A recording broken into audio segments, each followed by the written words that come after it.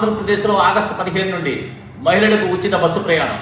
2024 సార్వత్రిక ఎన్నికల ముందు తెలుగుదేశం పార్టీ కూటమి ఎలాగైనా అధికారంలో రాకపోతే ఈ రాష్ట్రంలో చాలా కష్టమైన పరిస్థితులు ఏర్పడతాయని చెప్పి శతవిధాలా ప్రయత్నించింది.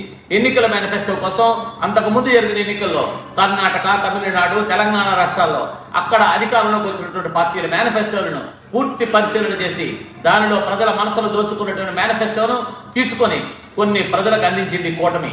అందులో భాగంగా సూపర్ 6 పథకాలలో మహిళలకు ఉచిత బస్సు ప్రయాణం ఒకటి. ఈ నెల 14 నెలల పరిపాలన పూర్తయిన తర్వాత కూటమి ప్రభుత్వం ఆయా రాష్ట్ర ప్రభుత్వాలలో ఉచిత బస్సు ప్రయాణం కష్ట నష్టాలను పరిశీలించి 1950 కోట్ల నష్టాన్ని భరిస్తూ ఆగస్టు 15 నుండి మహిళలకు ఉచిత బస్సు ప్రయాణం సుమారు 6500 బస్సుల్లో అందిస్తున్నారు. ఈ ప్రయాణం నాన్ స్టాప్ బస్సులకు వర్తించదు. అలాగే అరకొర బస్సులతో, చాలీచాలని బస్సులతో సతమవుతున్న ఆర్టీసీ వారు ఇంకా ఎన్ని ఇబ్బందులు ఎదుర్కోవాల్సి వస్తుందో అని ప్రయాణికులు యాజమాన్యం ఆలోచిస్తుంది. ఆర్టీసీ సరైన నిర్వహణ సామర్థ్యం లేక నష్టాల ఊబిలో కొనసాగుతుంది. స్త్రీ శక్తితో మహిళల ఉచిత ప్రయోజనం ప్రభుత్వం ఇచ్చిన మాట నెరవేర్చుకుంటుంది, కానీ మేము చాలా ఇబ్బందులు ఎదుర్కోవాల్సి వస్తుందని ఆర్టీసీ సంఘాల వారు, కార్మికుల వారు ఈ నెల 13, 14 తేదీలలో ఆయా డిపోల ముందు నిరసన కార్యక్రమాలు చేపట్టడానికి సన్నద్ధమవుతున్నారు.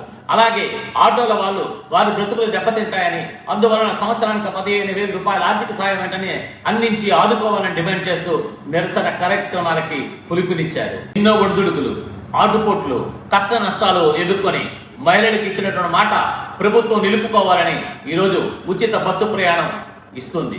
దాన్ని విజయవంతం చేయవలసిన బాధ్యత మహిళలకు ఉంది. అందరం విజయవంతం కావాలని ఆశిద్దాం. సిక్కోలు చైతన్యం మీ తరపున విజ్ఞప్తి చేస్తుంది. ఆగస్టు 15 ఎప్పుడు వస్తుందని ఎదురు చూస్తున్న మహిళా లోకం ఈ కార్యక్రమాన్ని దిగ్విజయంగా, వివాదరహితంగా కొనసాగించడానికి ప్రయత్నం చేయాలని విజ్ఞప్తి చేస్తోంది.